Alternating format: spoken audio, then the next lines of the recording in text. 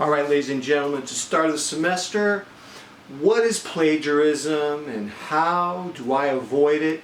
So most of you know this, but I'm just going to go over the definition. Plagiarism is representing work that's not your own, representing work that doesn't belong to you.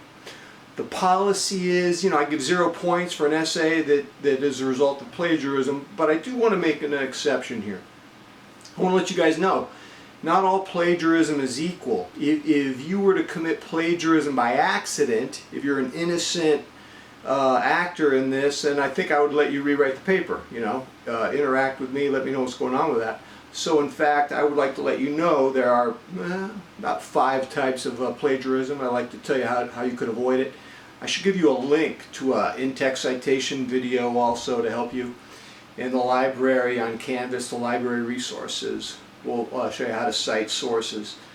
But just to let you guys know, there's innocent plagiarism where a person just doesn't know the rules. An innocent actor, I would call this accidental plagiarism. I mean, if you're a straight shooter, if you're an honest player, and you just accidentally commit plagiarism, I'll let you rewrite the paper. Of course I would. Then you've got the panic plagiarism. Panic plagiarism happens a lot. Here, this student wasn't able to manage his or her time, and in a panic they just hyper quoted a bunch of stuff from the internet, or copied and pasted a bunch of stuff from the internet, and that stuff generally gets caught on the plagiarism software that colleges use, including our college. Usually when you're in a panic, that's really bad, because then you're tempted to start just hyper quoting and copy and pasting a bunch of stuff.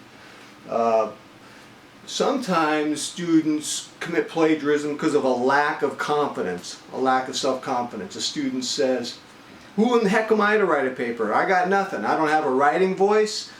I don't have anything to say. I'm an embarrassment, man. I'm just going to copy something and turn in something that's decent." A lack of confidence can be a cause of plagiarism.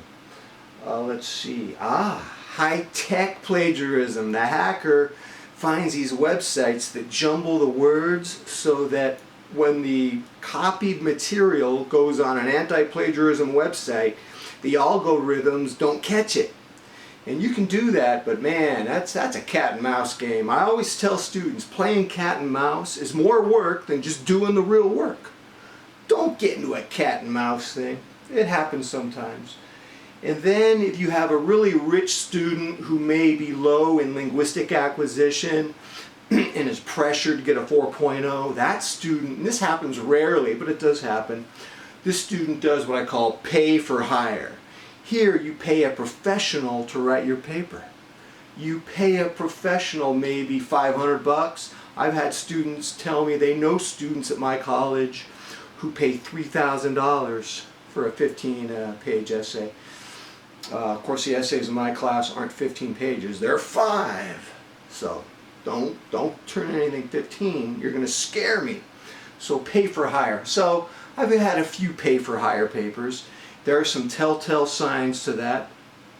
The prose is very florid, the vocabulary is very extravagant, the student is using words like perspicacious and perspicacity and diaphanous and imprimatur, and you can tell, and then the style of the writing is very stylized. It's written as if for a magazine. And some of my students, a few are professional writers, and of course I'm going to know that by getting to know them. But there are some signs, and that does happen rarely. So what are some guidelines to avoid plagiarism? One is time management. A lot of students have this disease called procrastination, where you wait till the last second. Procrastination is a self-sabotaging force that we all have inside of us, and it doesn't want to maim or hurt us. It wants to kill us. It just wants to make us, just watch Netflix and eat apple pie and have no purpose in life and just procrastinate. And you gotta kill your procrastination. You gotta have better time management. My best advice for a student for time management is to have 3 hours a day where you don't have your smartphone anywhere. You're off it, man. Get off that smartphone. Smartphone is going to compromise your college performance.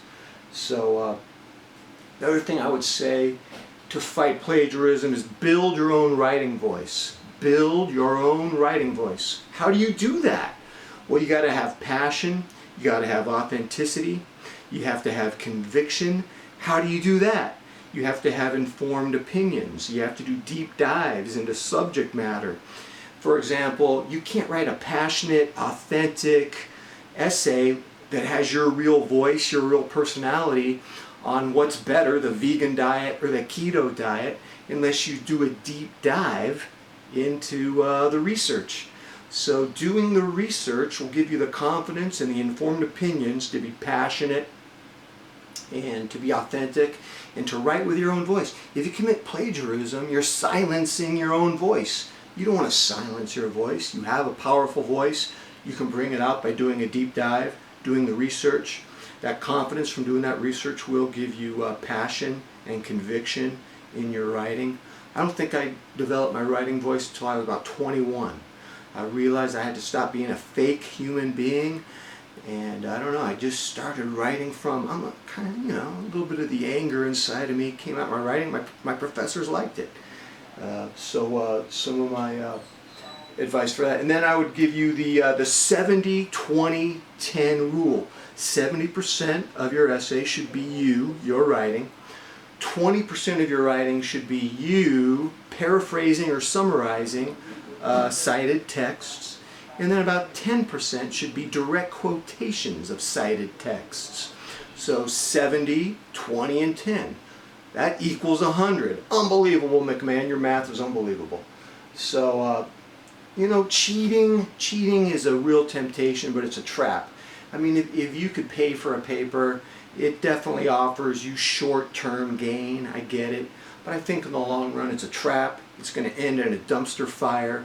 In many cases, you're going to end up doing more work, spending more time looking over your shoulder for the next shoe to drop, doing a phony, fraudulent situation.